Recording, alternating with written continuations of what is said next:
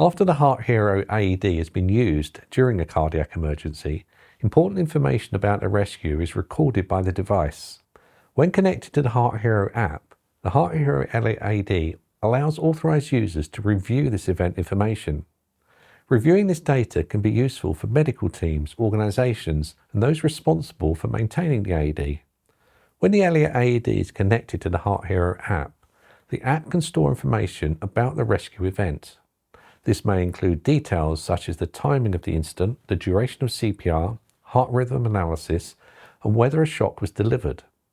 In some cases, the device may also record ECG information from the casualty during the event. This information can help emergency services and healthcare professionals better understand what happened during the incident before they arrive. For organizations that manage AEDs, reviewing event data can also help with documentation, incident reporting, and equipment management. To review event data, the AED must first be connected to the HeartHero app via its Bluetooth connection. Once connected, the app allows authorized users to access the recorded event information stored on the device. Depending on the device settings and permissions, the information may be stored securely within the app or shared with appropriate medical professionals. It's important to remember that any information recorded during a rescue should be handled carefully and in accordance with data protection and privacy requirements.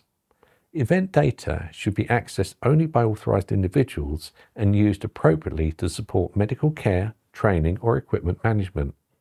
After an AED has been used in a real emergency, the device should also be checked and prepared for future use. This includes replacing the electrode pads and checking the battery status, cleaning the unit if necessary, and confirming that the device has returned to a ready state.